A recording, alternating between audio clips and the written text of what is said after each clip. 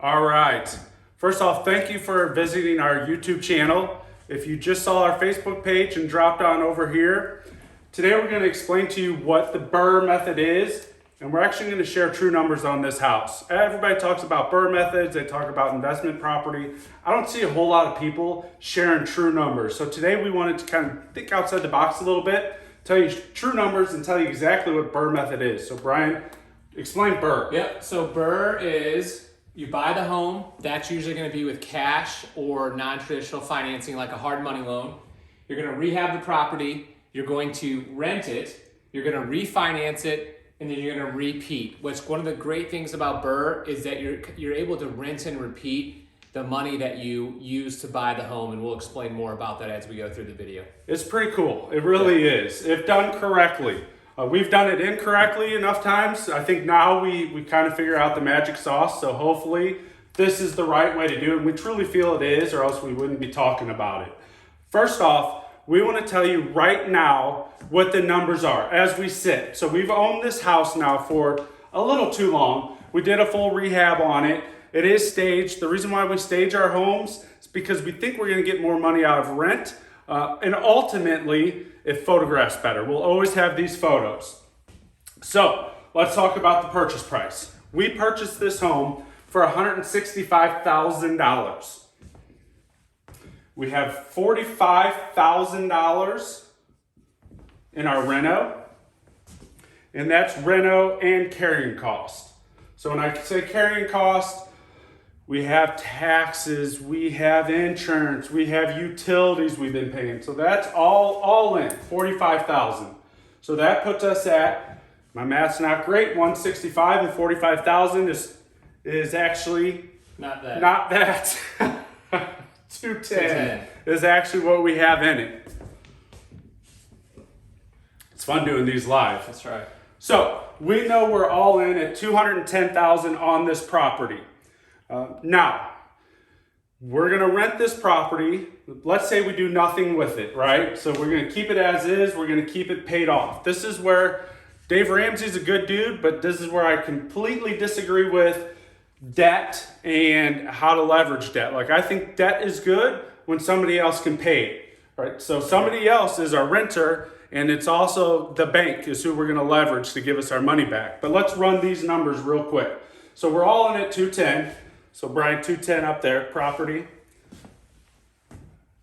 We know our insurance, it's $73.52 a month, but we always look at year numbers. So we know per year insurance is $882.24. Our taxes are $3,000. So that puts us total in, again, you just add these three lines up, we're at $213,882.24. 882.24. Okay. This is our debt per year. Now the fun part. How much are we renting this property for? $2,000 a month. $2,000. My math again, not great. 2,000 times 12 months. 24,000. 24,000. So yearly income. Yearly income is $24,000.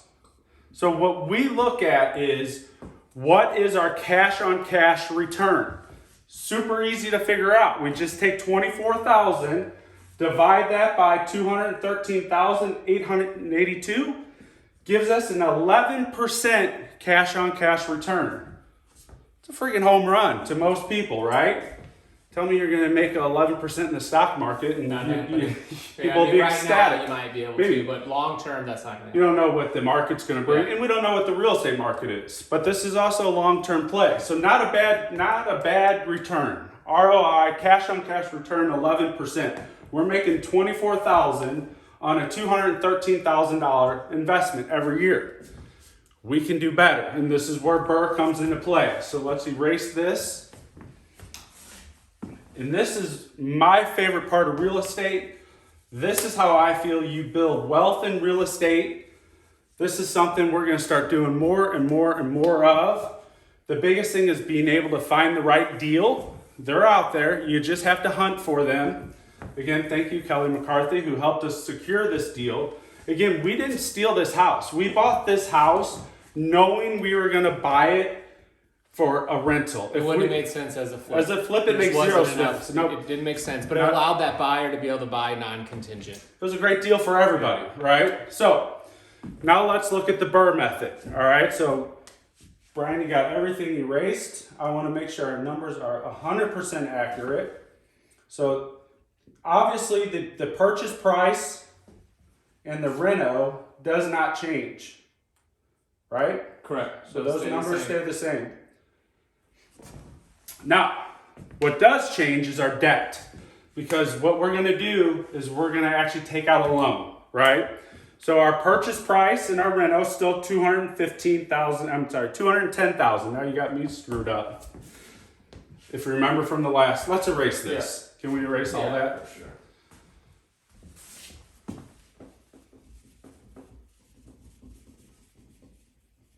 Don't want to confuse people.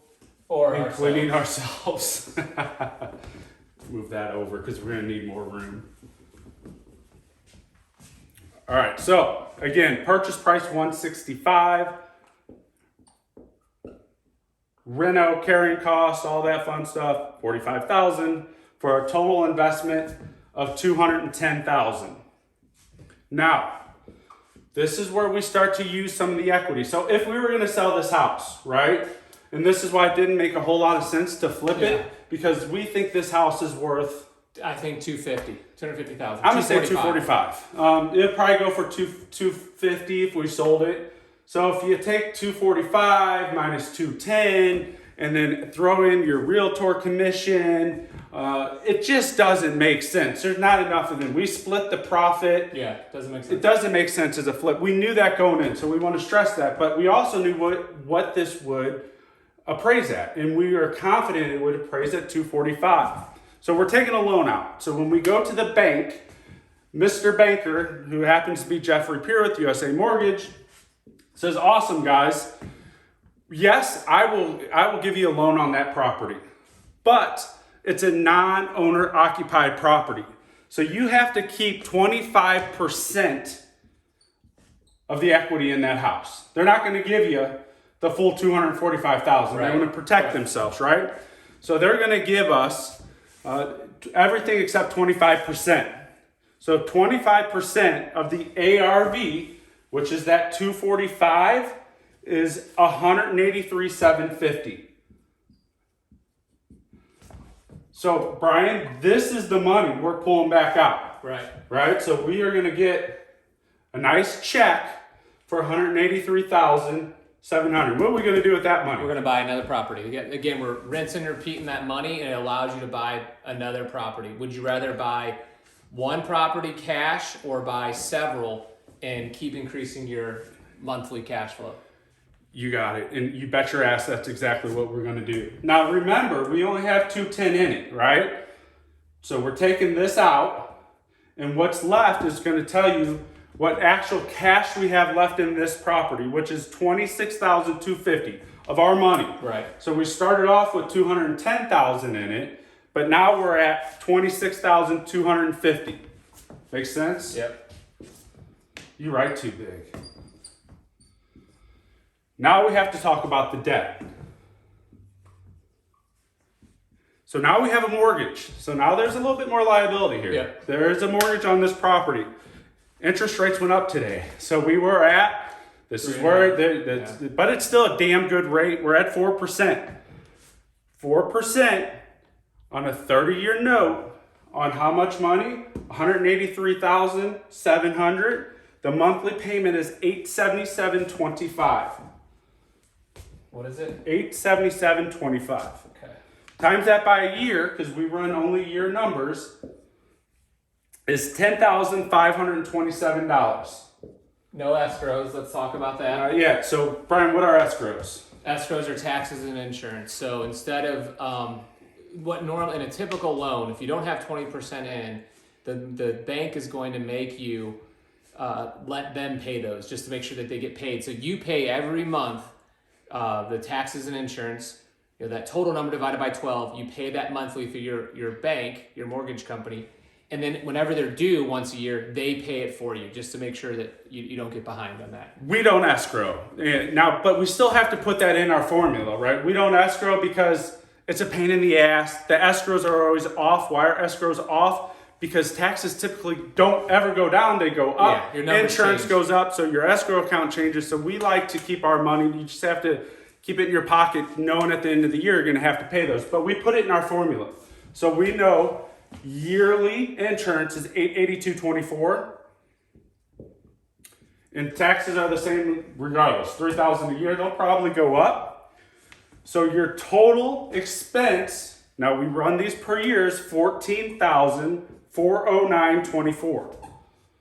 Right? So this is what it's going to cost us per year. This house right here. Brian, how much money is this house bringing in? $24,000. $24,000 a year. So you take $24,000 minus your debt of $14,409, gives you a yearly net profit of $9,590.76. So this is where, this is a beautiful, beautiful, beautiful thing. This is why I love investment property. So now we are making $9,590 on a $26,250 property. What's the cash on cash return? Super easy math to do. Take $9,590.76, which is your total profit, minus your cash in of $26,250. Divided by, right? I'm sorry, divided by, gives us a 37% return on your money. So we are making a 37% return because we're making $9,590 on a $26,250 investment. Where the hell are you going to do that at? Nowhere. else. And the coolest thing is now we have another $183,700 that the bank gave us that we get to go and buy another. We're going to do it again and again and again. And let's not forget that this asset, this home, is being paid for by the tenant. That's another reason why this makes sense. And here's another key component, right? So we have more than one of these because if you only have one, The risk. when the tenant stops paying, you hold 100% of the risk. So that's why I always, look, if you're going to get into this, buy at least 3. It's going to take a little bit of time because it's not a matter if, it's when a tenant doesn't pay or it goes vacant, and it's the nature of the beast. At least you have the other 2 that's going to offset that expense. But they're always going to appreciate. It might go down, but it's always going to go back up. It's just history repeats itself. So this is, in my opinion, the safest way right now to get in with the least amount of money with the lowest amount of risk, if you know what you're doing. Yep. So this is the BUR Method. Please like our YouTube channel. Like it or hate it, we don't care. Share it. Tell your friends about it because we want to continue to truly help people on their path to wealth. And in my opinion, this is how it's done. So thank you again for going to our channel. And like I said, share it. Love it or not, share it. So thank you.